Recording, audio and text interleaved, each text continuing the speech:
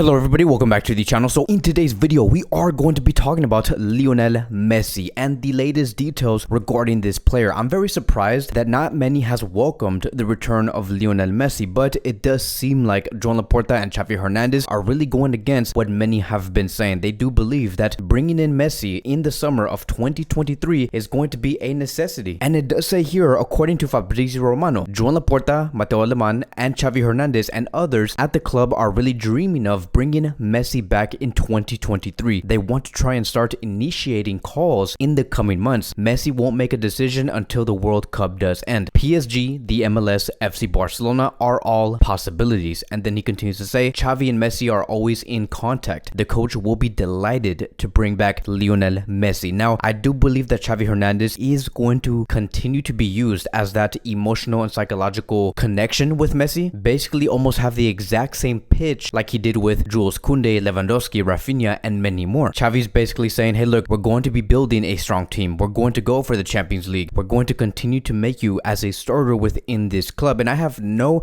doubt within me about Messi's return. I do believe that he does want to come to this club. I would not even be surprised if Messi's decision was for him to return. Once he does give that green light and says, I'm coming back to this club, I'm going to be like, as expected. Of course you're going to be coming back to this club. You love this club. The Barcelona club also does love you. And yes, even with the way that Messi has left, I know that many have said that Messi will never come back because he left with a bad taste in his mouth, seeing how Joan Laporta basically kicked him out. But Messi does know, even himself, right, that Joan Laporta was not the one that kicked Messi out. Joan Laporta was forced to leave Messi and move on with the club basically because of the finances that ex-president Bartomeu did leave a few years ago. But I do believe that in the future now, in about a couple of months, Joan Laporta will say, hey look, we are ready to take you back. We are financially stronger. We are sportingly stronger. We do believe that we can give you exactly what you want. We will be successful and we want to welcome you back with open arms. And so there's no other way. This is going to be happening. The only way I could see this not happening is for FC Barcelona to say that we're not going to be welcoming Messi no more and not give the yes to this move. But as long as Barcelona are open to this move, it will happen. Messi will give the automatic yes. And regarding more details of Messi's operation, it does say here, according to a source that's very close to Lionel Messi, coming from Ben Ayad, he has stated, and I quote, Joan Laporta and his board will work silently on restoring their relations with Messi. Following some public comments, the president himself is the one leading with this desire. So now moving on towards the next phase of this video, and now let's talk about Pjanic, because there is many questions on his future. And look, I'm extremely surprised that we're seeing Pjanic return to this club, and for us to actually have some sort of feeling that he might actually have continuity with this club, because many of us thought that he was going to be leaving, that he wasn't going to be good enough. But when we talk about Pjanic and what he did in this preseason, yes, we know that he did not play a lot, like for example, like the Christensens, the Kessis, the Gavis, the Pedris, but he has done an extremely well job at being a central defensive midfielder. Every time we saw Xavi Hernandez place this player within that position, he was able and had the capacity to have fast release on the ball, to be able to protect the ball in a very good way every time he was pressured. This is something, and these are qualities that is not seen by Frankie de Jong, because as a central defensive midfielder, you need to be able to have fast decisions. You need to be able to release the ball as fast as you can, have those one-touch plays, those one-touch passes that can unlock the attack when Barcelona do want to go on the counter. And so this is going to be greatly appreciated by Xavi Hernandez. And so it does say here, according to Roger Torreo, Pjanic is open to lowering his salary to continue at Barcelona. He's told this to Xavi already. So one thing is very clear. The way that Pjanic has been playing, you look at his momentum, you look at his energy, Pjanic does want to stay, to the point where he has even told Xavi that he is willing to reduce the salary to have continuity within this club. Now, when he first came into this club, he was given a contract of 11 to 12 million euros per season. And so if Pjanic does want to have continuity with this club and have that chance, right, at the very least have a chance to continue, he's going to have to reduce his salary by like 65 to 75%. And so no wonder Barcelona from the very beginning had no intentions on keeping this player. It is because of his high contract and because of his position right now. There is no necessity for this player, but the player himself, he is pushing for this move. He wants to stay. You look at again how active he is on the field. He does bring a lot. But here's the one question that I want everybody to like think about, right? Whatever Pjanic is giving out on the field, is this something that many players cannot give on the pitch within that position? When it comes to releasing the ball extremely fast, making fast decisions, making those one-touch plays, I'm going to have to say, yes, there is players that can do exactly what Pjanic does, which is why many do continue to say Pjanic is not not necessarily needed as many of us do think. I do believe that Xavi Hernandez will say, okay, fine, we'll keep you. You're able to reduce your salary, but you're going to be seeing very little minutes on the pitch. And to Barcelona, from Barcelona's perspective, they're going to be seeing that as a waste of money. They're going to be saying, why is Pjanic earning around 6 to 7 to 8 million euros per season and he rarely does get used? Now look, I am a great admirer of this player. I do believe that this is a great player, someone who can succeed in many top European clubs in Europe. He can go to Man City, to Liverpool, to Inter, to AC, to Real Madrid, to Atletico Madrid, to any of these top clubs and really succeed, become one of the best players on that team. But when it comes to FC Barcelona, it's always going to be a different conversation. If you were to ask me what two players should Barcelona focus on within the pivot position for the upcoming season, it would only be Busquets and Nico Gonzalez. Only these two players. These are two players that can give exactly what Pjanic does provide on the field. Busquets is phenomenal, of course, and he has been phenomenal for the past 10 years. Nico Gonzalez, he has also been tried as a central defensive midfielder through the preseason, and he has been phenomenal. Even a couple of hours ago, we have heard Xavi Hernandez clearly state that he does want Nico Gonzalez to stay, to have continuity, because he believes in this player. And that is also what many of us do want to see, is to see Busquets take on about 65% of the minutes, Nico Gonzalez taking out around 45% of the minutes within that position, to be able to switch in and out, and for Busquets to teach Nico the fundamentals on how to succeed as a central defensive midfielder in FC Barcelona. Nico Gonzalez does have the capacity. I do not think Barcelona is going to move on with Pjanic, even though he does want to stay, even though he is great. He is a great player. I just believe that Barcelona in the end, alongside with Xavi, Jordi Cruyff, Matteo Lemán, are going to be leaning towards building Nico and him becoming the next central defensive midfielder. Moving on towards the last phase of this video, and now let's talk about Barcelona's financials, because yes, it is true, ladies and gentlemen,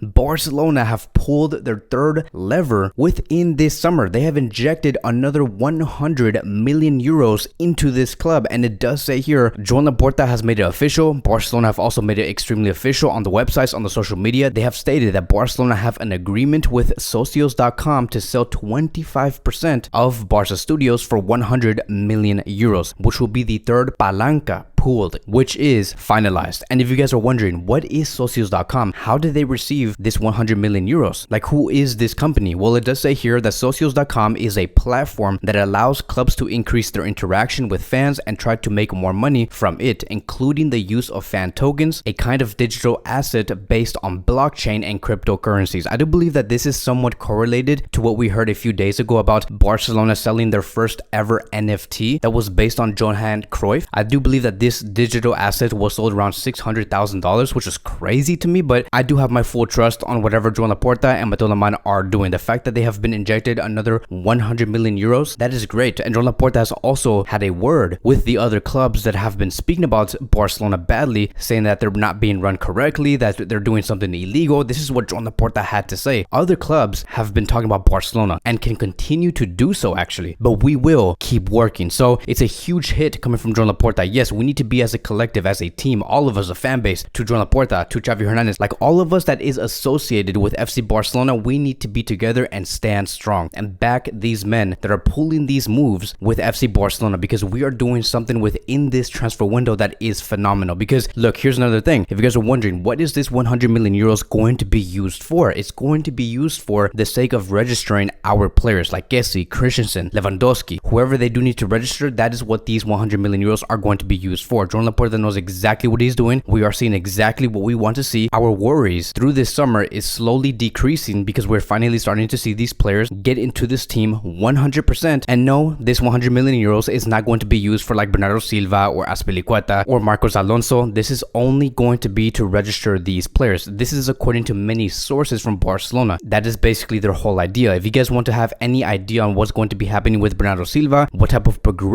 of progression do we need to see with this, it's only going to go based off whether Barcelona do sell Frenkie de Jong, yes or no. Unless Barcelona pull out like another fourth lever and they get injected like another 200 million euros, I don't think that that's going to happen. I think that this is going to be it. If they ever want to make one more big signing that's around like 75 to 90 million euros, it's going to have to come down to selling Frenkie de Jong in order for them to achieve the signing of Bernardo Silva, which is a signing that Xavi does want. Xavi Hernandez has said many times, and this is according to many sources, that he dreams of having a midfielder midfield next season of Bernardo Silva with Pedri and Busquets. Can you imagine that? This is exactly what all of us have been dreaming for, but we're gonna have to wait and see what Joan Laporta is going to be doing next. That is going to be wrapping up today's Barcelona daily news. Thank you guys so much for watching. If you guys are new here, welcome to the channel. Please like, subscribe, comment, and I will see you guys in the next video.